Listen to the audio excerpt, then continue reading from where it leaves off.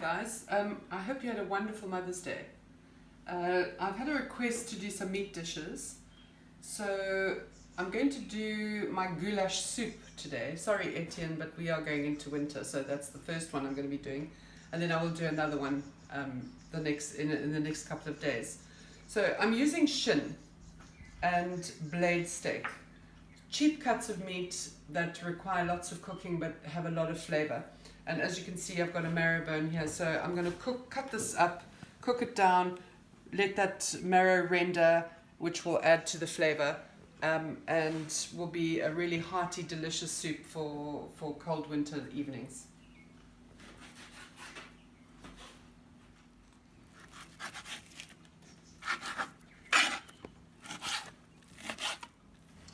I'm cutting this meat down into bite-sized pieces because I'm doing the soup version of Hungarian goulash and not the stew.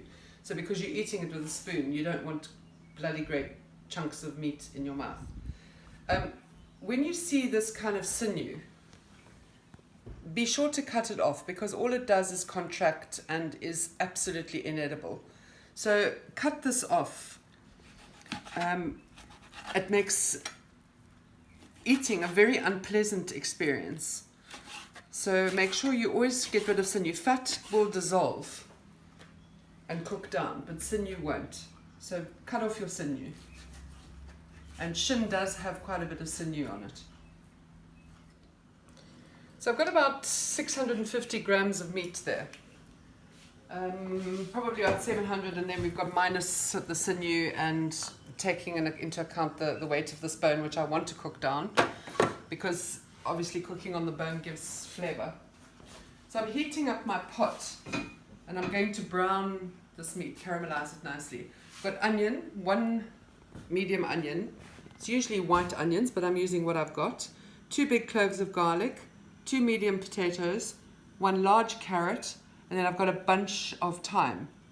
And this soup doesn't have baby marrow in it, but I'm seriously considering adding some to it because it'll just, it's an extra vegetable, and if this is going to be a meal, I might just add some of that, but that is not typically what goes into the goulash soup, okay? So we have oil heating. I've got a little bit of olive oil in there. And then we're going to start browning this meat off. Remember, this is a tough cut of meat and requires lots of cooking down. So we want to get beautiful flavor on this meat, which is the reason for us caramelizing it.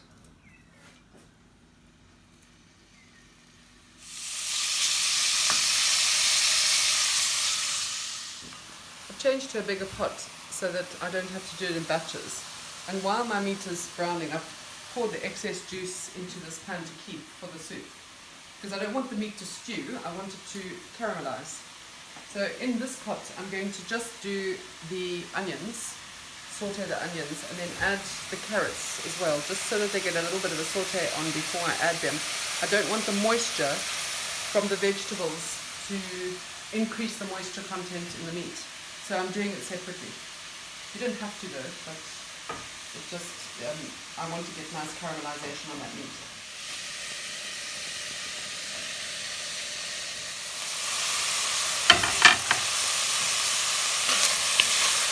You can hear the nice sizzle now. The excess moisture is evaporating. So now I'm going to be able to caramelize that and get some nice color and flavor into that.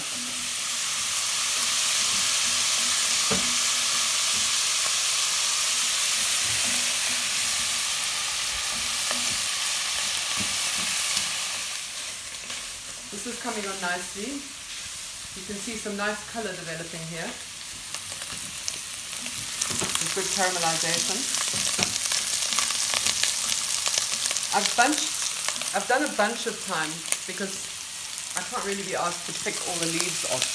So I'm going to allow a lot of those leaves just to fall off in the cooking process, and then I can just remove the stalks. So I'm going to combine this with the meat, but I'm just going to put a little bit of water in here to deglaze so that I can get all those nice little crusty caramelized bits off, but not too much yet.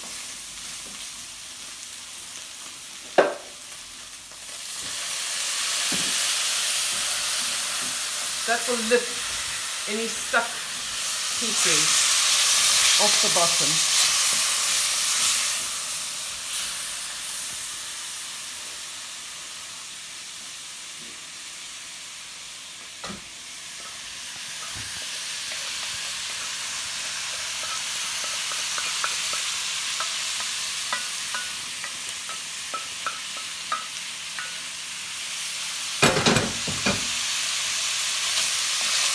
Now I'm going to add the potatoes.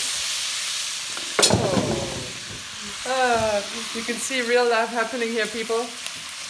My table thanked me for all those potatoes, and since it's my own house, I'm perfectly happy to pick them up and put them back in. Okay, so now I'm going to add a bit more water, and I'm going to add a chicken stock pot to this. And I'm going to add 2 tomatoes.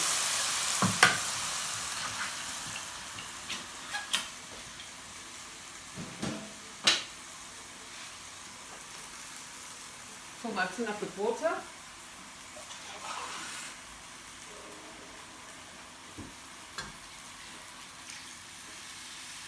And I'll adjust the quantity of water, obviously. Now I'm going to add the most important ingredient in goulash, which is paprika, and this is genuine, proper smoked Hungarian paprika, and it's quite spicy. I'm going to do 2 teaspoons.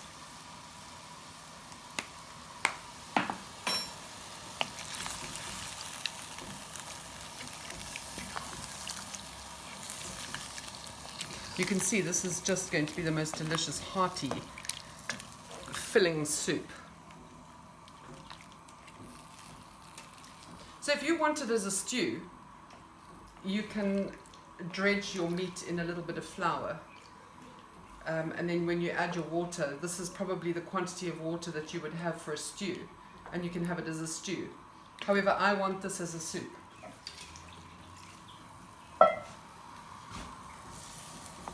Okay, now I'm going to add some salt and pepper. And then I'm just going to let it simmer away until the meat is tender. So, you know, if that's an hour or so, that's how long it will take. But you can't rush good food.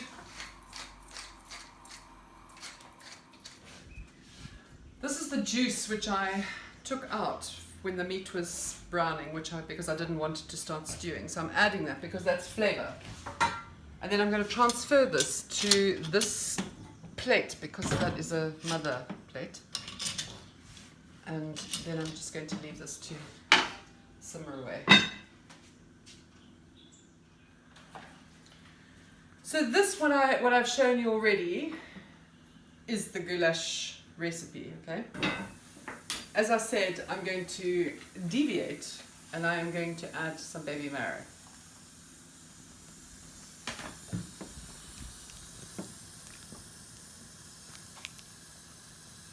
There we go. Bubble away. I just want to do a taste test because I think I might need to add some paprika, because the whole point of a goulash is that it is paprika rich. So I'm just going to taste it quickly to determine if it needs more.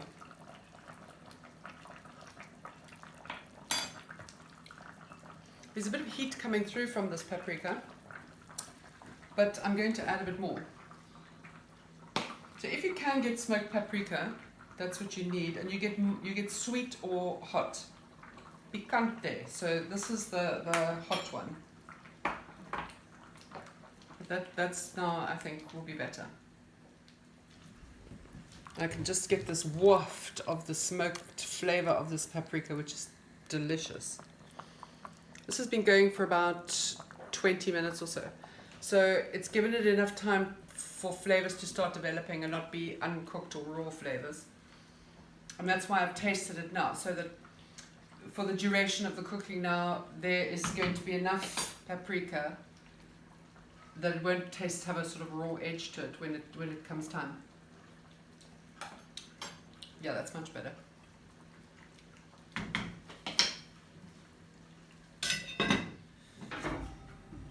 So I've whipped up a little loaf of white bread, which I'm going to do because you can't really have soup without that. First I'm just going to check the soup because it's been on for about 45 minutes now, and I just want to have a check to see how tender the meat is.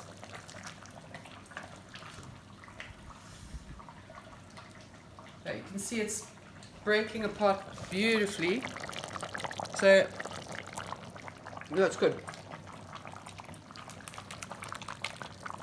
So I'm going to switch this off now and just leave it.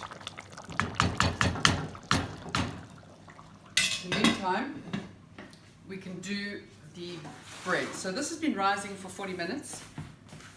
This is a very simple, easy white loaf of bread with just flour, salt, yeast, a little bit of olive oil and water.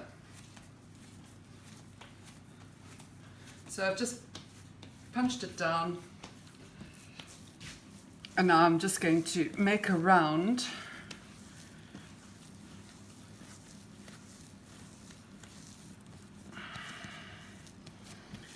And then it's very simple. Put it on here to do another little rise, but before it does that, I'm going to cut it with a slightly serrated knife so that it gets a nice little head.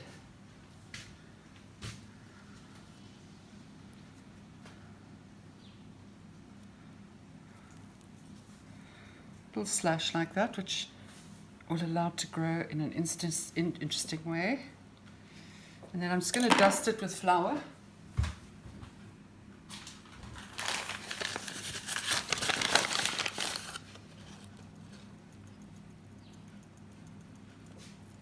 And leave that to rise for another 30 minutes or so, and then bake it off.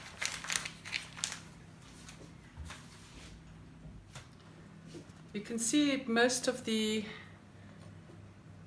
leaves have come off the thyme, which is wonderful. So I'm just going to remove these stalks.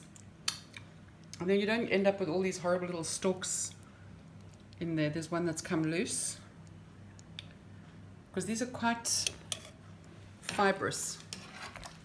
Just going to do another final check. Yeah, that's good. Nice spice coming through from the paprika. You get that subtle hit of thyme and the smell as well. And then the salt and pepper. And then you've got the flavor of the carrots and the onions and the garlic and everything else coming through. So that will be delicious with this bread.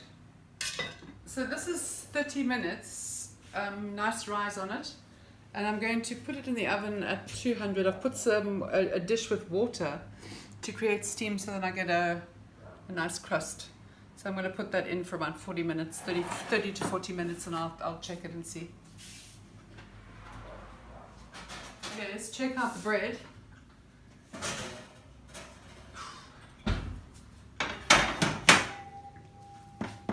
Nice crust, as you can see. Just check the bottom. Must sound hollow, so that's lovely. Excuse the noise, it's hot. And then let's serve some soup. Look at this. This is just beautiful. So you can make it more liquid if you want.